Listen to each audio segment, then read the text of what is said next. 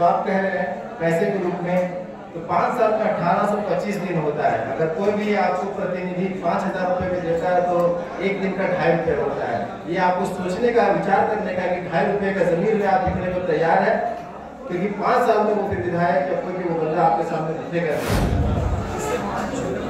आज का बेसिक मुद्दा ये है कि हम झारखंड युवा अधिकार मंच जो हमारी संगठन है वो हम लोग आपके सामने रख रहे हैं, जो युवाओं के अधिकार के बारे में बात करेगी, उनके हक के लिए लड़ेगी, उनको समानता बात करेगी और उनके रोजगार को लेकर के आवाज़ उठाएगी। थोड़ा सा लाउड बोलिए ना। आप बोलिए, वहीं से बोलिए। तो ये युवाओं का अधिकार की बात करेगी और युवाओं के रोजगार और उनकी समस्याओं को हम लोगों के बीच और सरकार के बीच रखेंगे। इसलिए ये मंच को हम लोगों ने चुना है और आप लोगों को बुलाया है ताकि ये बात, हमारा विजन जो है आप सारी जनता तक ये बात पहुँचे।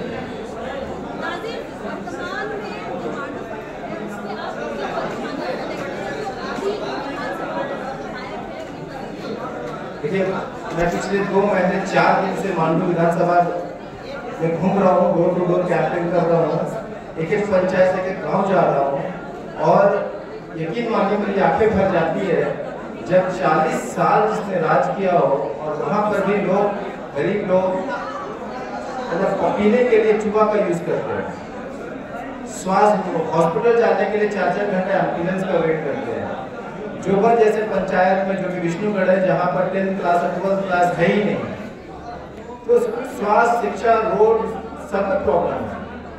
अगर हम ये सही नीति से काम करें, सही नीयत से काम करें तो उम्मीद है कि हम लोगों तक उनके प्रॉब्लम्स को, उनकी समस्याओं को दूर कर सकते हैं। ऐसे क्या लगता है कि आपको लोग वोट करेंगे और आप राजनीति में सफल होंगे? देखिए, मांडू विधानसभा के लोगों का मनोबल वाकई टूट गया है। वो एक नया चेहरा तलाश कर रहे हैं कि अभी तक उनके पास चेहरा नहीं था। आज उनके पास चेहरा भी है, एक शिक्षित उम्मीदवार भी है जो उनकी समस्याओं को सुन रहा है, उनके साथ बैठ रहा है, उनकी बातें सुन रहा है, क्योंकि अभी तक 40 साल में उनके साथ बैठ के उनकी समस्याओं को सुनने वाला तक नहीं था। आज एक शिक्षित उम्मीदवार उनके सामने उनकी बातें सुन रहा है, तो आधा प्रॉब्लम तो वही पूरी हो गई जब किसी की प्रॉब्लम को उसने बोल दिया, और उम्मीद है कि जीतने के बाद वो आधी प्रॉब्लम भी सॉल्व हो जाएगी। लेकिन जैसे चुनाव सामने वैसे आप कैसे समझेंगे? मैंने अपनी जनता को, अपने मांडू विधानसभा को समझाया है कि जो लोग राजनीतिक पार्टियां देंगे उससे बच के रहें, क्योंकि अगर कोई भी राजनीतिक पार्टी, कोई भी अगर लोग देती है आपको किसी भी चंद पैसे के रूप में, अगर जो आप कह रहे हैं पैसे के रूप में, तो 5 साल में 1825 दिन होता है। अगर कोई भी आपको प्रतिनिधि 5000 रुपये में देता है तो एक दिन का 2.5 रुपये होता है। ये आपको सोचने का, विचार करने का कि 2.5 रुपये का जमीन में आप लिखने को तैयार है, क्योंकि 5 साल में वो फिर विधायक या कोई भी वो बंदा आपके सामने दिखेगा नहीं। तो अगर आपकी जमीन, आपका वकार अलाउ करता है कि हम 2.5 रुपये में बिक जाए, तो ये जनता वो कबूल नहीं करेगी। और इसको ये आईना मैंने दिखाया है जनता को कि एक्चुअल में माजरा क्या है, और वो इसीलिए जनता मुझे पसंद कर रही है और इसमें बदलाव के लिए एकदम पूरा संकल्प ली हुई है। आने वाला विधानसभा में कितना चैलेंजिंग है, क्योंकि आप एक नया फेस है। बिल्कुल चैलेंजिंग तो है, लेकिन मैंने पहले ही बोला था ये मांडू विधानसभा मेरा घर है, मेरी पैदाइश है यहाँ की। तो जब घर में कोई लड़ता है तो घर वाले उनका साथ रहते हैं।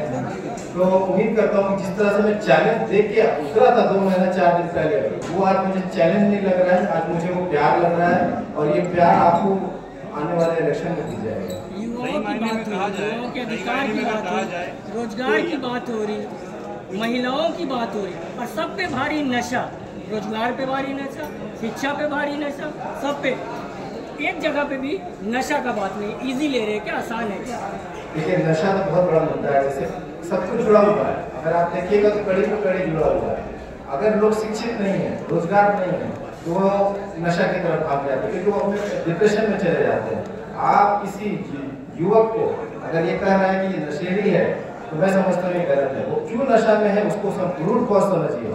आज उसके पास रोजगार नहीं है, घर में उसकी माँ बहनें जिनको कुछ पैसे नहीं दे पा रहा है, बाप कहीं पर गाड़ी चला रहा है, तो ऐसे व्यवस्था में एक ही उपाय है कि अगर आप उनको रोजगार से जोड़ दीजिएगा, शिक्षा से जोड़ दीजिएगा, तो ये नशाखोरी अपने आप बंद हो जाएगी। जीत हार एक अपनी जगह पे है, किस तरह से जो है लोगों को लेकर के चलेंगे, क्योंकि आप देख रहे हैं कि क्राइम का ग्राफ भी बढ़ रहा है, जगह जगह पे जिस तरह से मॉब लिंचिंग का भी मामला उठा है, तो किस तरह से जो है उसका समाधान आप लोग कीजिएगा इसमें?